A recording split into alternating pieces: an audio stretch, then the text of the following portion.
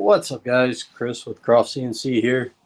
Um, Wanted to go live and show you guys the work that we're doing on the 4896. Been getting a couple questions. Wanted to go through and make sure we answered as many as we can, and uh, let you guys know how we're looking at the machine base. What's up, Facebook user?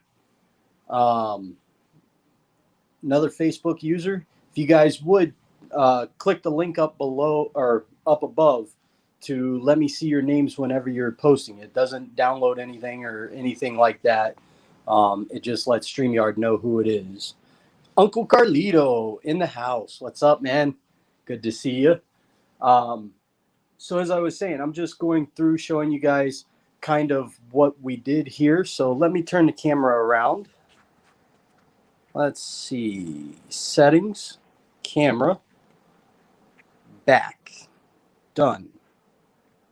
Okay, there we go. We'll cross out of that, and there you go. So what we got, I showed you guys.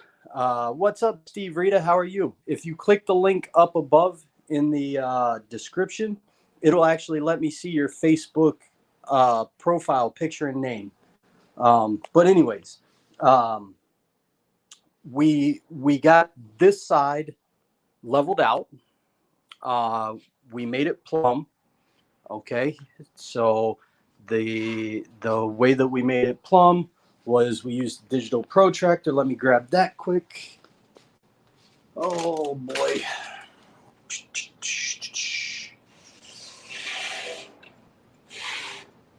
Okay, so you guys seen me use the long level. I try to use the longest level possible so that I take out the deviations along the length. Okay. That doesn't mean that it's going to take out all the deviations. It's just going to help average them. So at the end of the day, it's pretty much, without getting down in the nitty gritty, like German engineering type.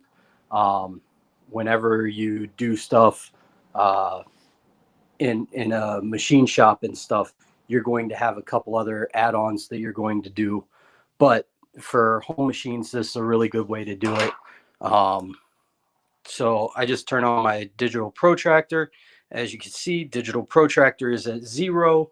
The level was at 0. I'll then take and put my digital protractor on and go through and start looking. Okay. So this actually shifted out a little bit on me. So, oh, I don't have this side all tightened in yet. That's why.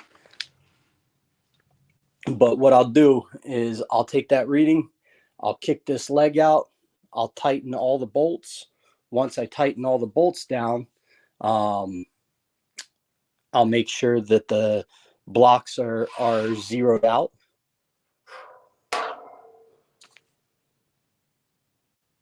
And we'll go from there. And then I'll do the same thing to the other side on the bearing blocks and get those in plumb.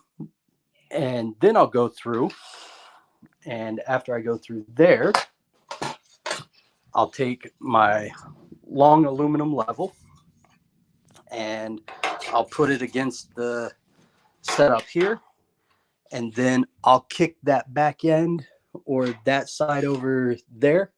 I'll kick it in or out based on what I'm seeing here.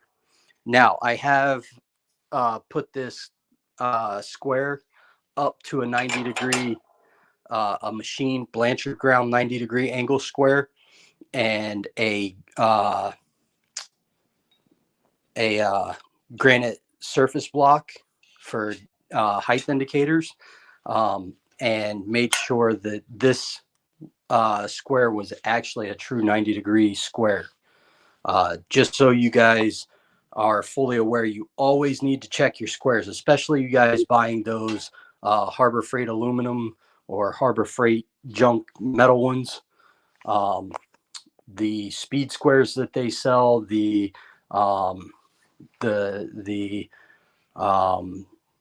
carpenter squares, all that. You need to check them to make sure that they're a true 90-degree angle.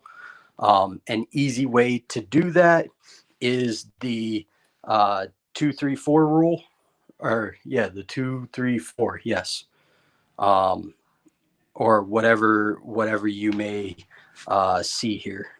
So just simple geometry will tell you if it's an actual square, um, if it's actually a 90-degree square.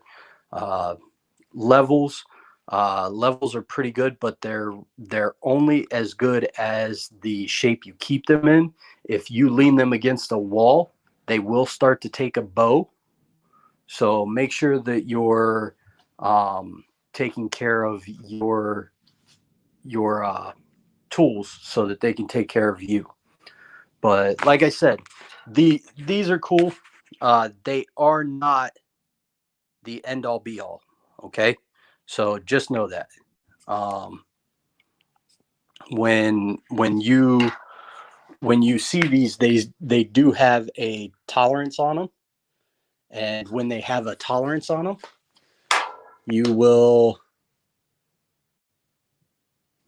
you will see that you can get different readings.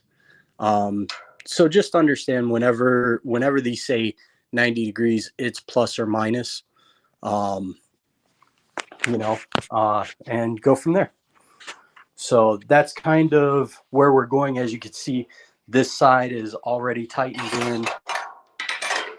This side is tightened in, and this side is tightened in. This side is not yet. Okay. This side is tightened in. That side is not tightened in yet. Um, one of the last things I wanted to show, and now I can't find it. Here we go. People are asking, how do I measure across? Okay. Um, and this harkens back to my days of a collision repair tech. Um, this is actually what is called a I mean, I guess you can call it a frame gauge. Um, but basically you have these long pointers, and they go through these eyelets, they get pinched down, and this spreads out. And that's actually how I set my measurements for the splay of the gantry legs.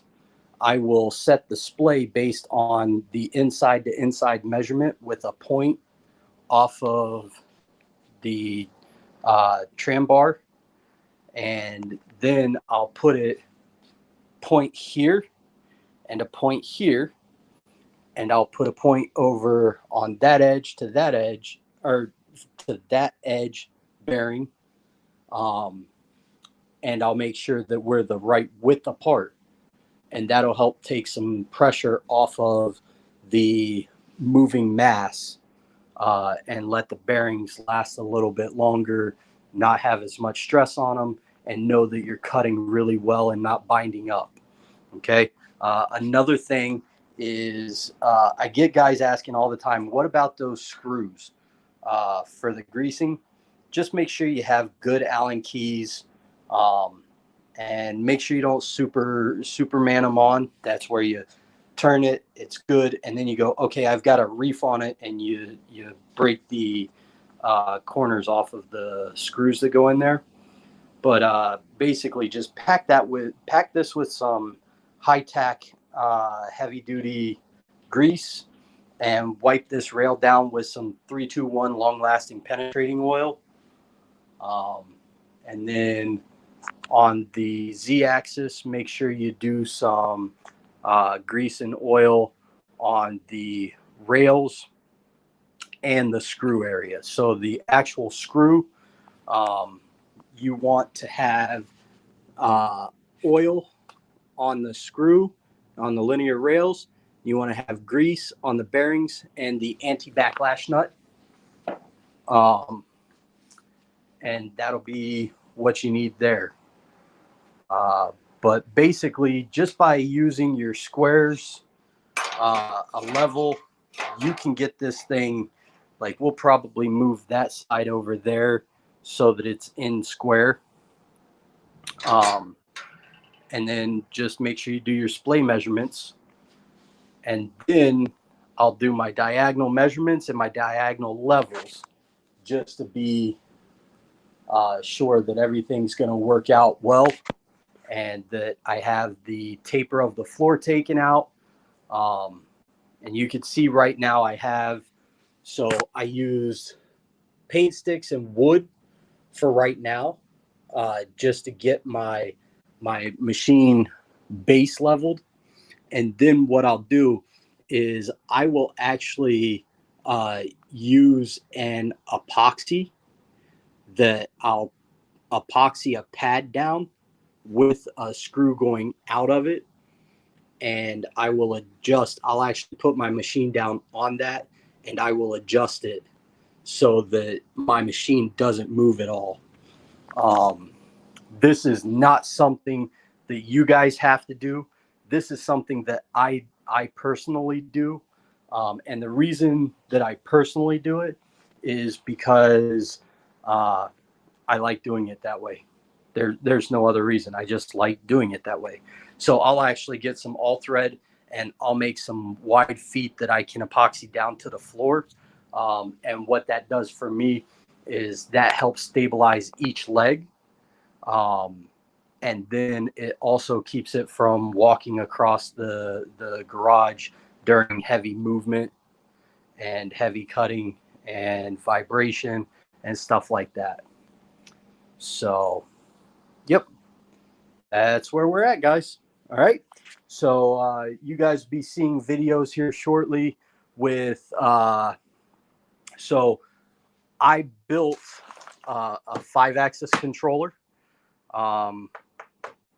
to control a lot of stuff, but I also have my own personal 3-axis controller that came with the machine. I'll be putting that back into service and going from there. It's something that we'll be working on and getting stuff squared away as we get everything moving forward. So if you don't have any questions, comments, concerns, no need to leave a message, but if you do, give us a like down below. If you want to ask a question, ask a question. And if you have any comments to make, please make them. Okay? And I will catch you guys on the flip side. Later.